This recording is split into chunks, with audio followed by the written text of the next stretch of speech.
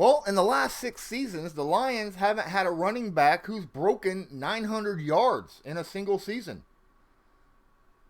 But they went out and drafted a few people. They drafted DeAndre Swift and guards Jonah Jackson and Logan Stenberg. They also brought in Vaitai, who will most likely be starting at right tackle. Which means they have went hardcore into their offensive line and added a very quick running back who can get yards, open field yards. Offensive coordinator Darrell Bevell hopes that the new guys on the offensive line are going to make a difference. You really want those tough, nasty grinders because that's what it is in the run game, Bevell said. It's a grown man's type of game, and I've always talked about how that's something we really want to hang our hat on, and we weren't able to do as well as we wanted to last year. So hopefully some of those additions will be able to help us out. Talking as a group, he says it's a lunch pail, so to speak, type of group. They kind of want to hurt the opponent, impose the opponent. It's really a mentality. All you have to do is turn on Logan's tape, and you can see him, and you can see it in Jonah as well. Now, over the past few years, like I said, their run game hasn't been there. They've had a quarterback, Matt Stafford, great quarterback. Well, let's talk about Matt Stafford. Last season alone, yes, he only started 8 games. But my goodness, 2,500 yards, 64.3 completion percentage, 19 touchdowns, 5 picks, a 106 quarterback rating. Had he been able to play all 16 games, 5,000 yards, 38 touchdowns, 10 interceptions. That's like all pro numbers. That is all pro numbers. Period. I mean, my goodness. Had he had that kind of season, it would have been up between him, I think, him and Jackson for MVP. I mean, no one throws 5,000 yards with 38 touchdowns, completing over 64 completions and only 10 interceptions. That's just unheard of. That's unbelievable numbers. Now, the one thing that has hurt the Lions over the years is the fact that when they do get a superstar player, they don't put guys around them to help the team. Guys like Barry Sanders. Guys like Megatron. They retired early. They were at the top of their game and retired early because they were on the Detroit Lions. It's like having a cruiser on the ocean trying to cross the Atlantic. But my goodness, man, you got your anchor out, right? You ain't able to go nowhere because you're holding yourself back. This year, they are trying to fix that. They got receivers. They have receivers. Galladay had a heck of a season last year. Went to the Pro Bowl.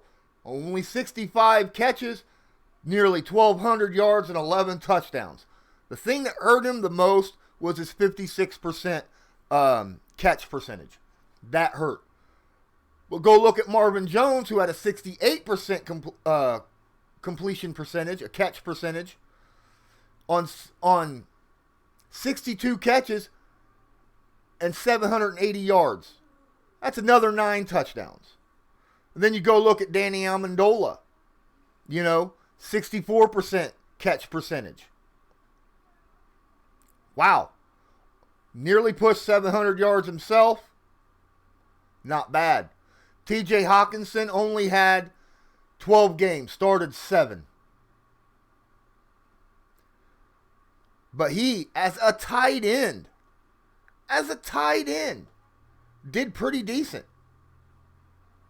He averaged 30 yards a game, but his catch percentage wasn't up there. It was only 54%. That's not good.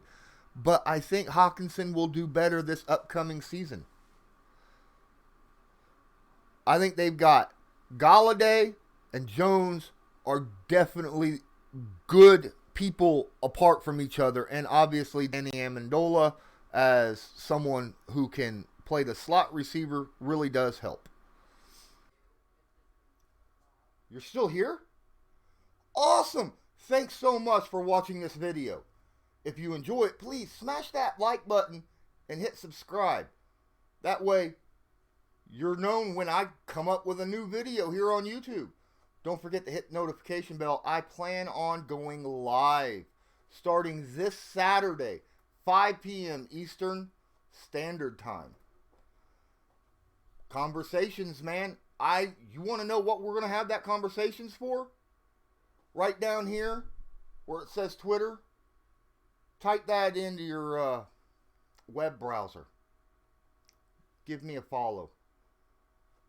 Everything that I talk about, anything that I am getting ready to post, any kind of video that I'm getting ready to stream or upload, you'll find out when I type that right out there on Twitter, man.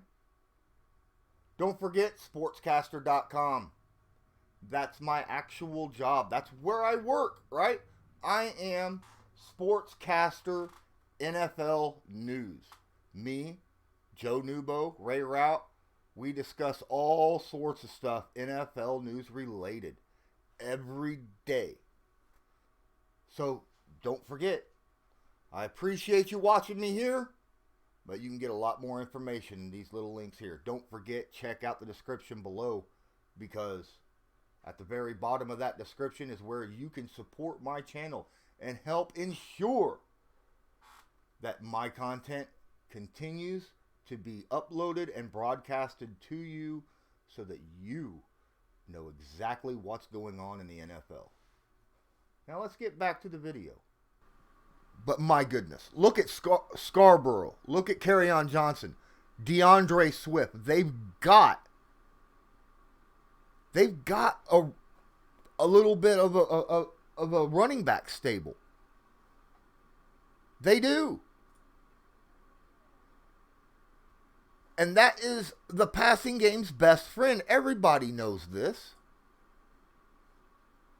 Everybody knows that if you're able to run the football well,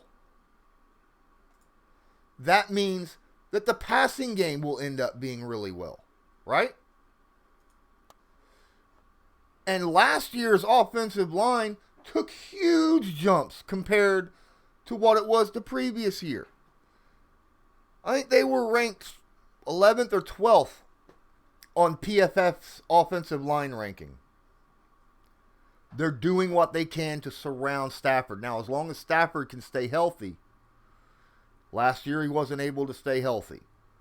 Previous years he was able to. I mean, obviously his rookie and sophomore season was a little shaky, but showed that he can play through injury. But when he has talent around him, we're going to be able to see the true force that is Matt Stafford. Matt Stafford is a top 10 quarterback. And if you don't believe me, go look at tape. Go watch him, okay? As an individual, not total plays, but what he can do as an individual. As long as he's got, you put an offensive line in front of him to where he's got a somewhat efficient running game and give him a few receivers he can count on, this offense can be something special. And in a division that's really heavy in defense with Green Bay and Minnesota and Chicago, you need offense.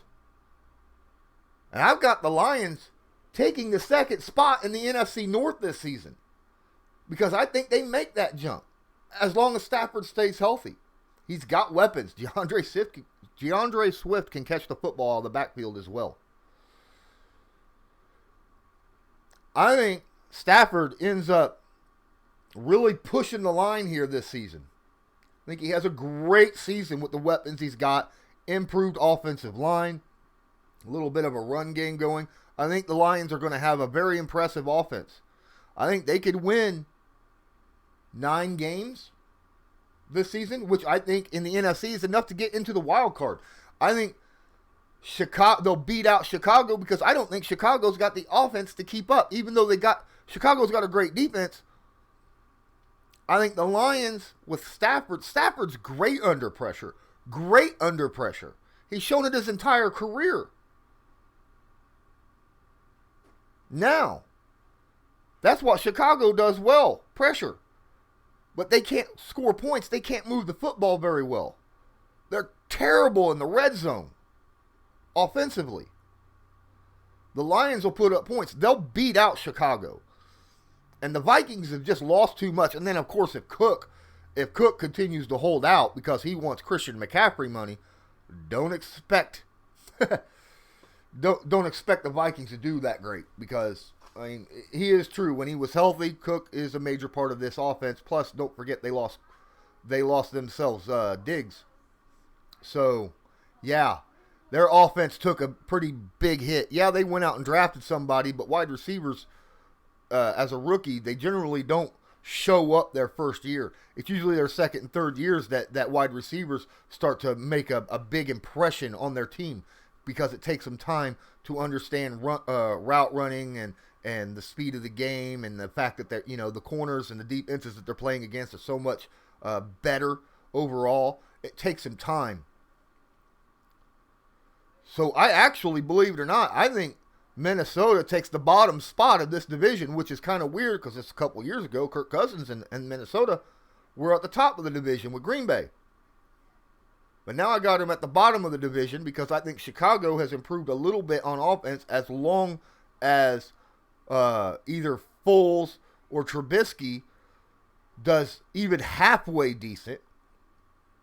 I think the Chicago Bears defense can keep them in the division somewhat. What the Lions are doing everything right for the first time in their franchise, in my opinion, and who they're getting and what they're focusing on. They're focusing on that offensive line, and that's going to help Stafford. That's going to help the run game. I mean, if you don't have Matt Stafford as a top 10 quarterback, then you really need to readjust your ratings, because what a guy can do with no one around him, what he's done, is just flat impressive. Now the Lions are putting guys around him. Expect things. And this is Matt Patricia we're talking about. He knows defense. We'll see what he can do with it. I mean, they're kind of building their defense off of the old New England defense. And obviously Danny Amendola's there. I think Patricia's finally starting to go in the right direction. We'll see how it turns out in the 2020 season, if there's a 2020 season, obviously. But this is a team that I think is on the rise for the first time in many years. And if they continue to do what I think that they are doing, they could legitimately be a team that could overtake Green Bay. Because what has Green Bay done this past offseason to help Aaron Rodgers? Nothing. They haven't helped Aaron Rodgers at all. As a matter of fact, they went out and got Aaron Rodgers' replacement already, instead of getting help. I think this is the Lions' chance to make a big jump in the NFC. We'll see, but I think so. And it's all going to start at the offensive line in that run game. Thank you for joining me here on Sportscaster. I'm Lawrence Owen for Sportscaster News. And as usual, until next time, have a good one.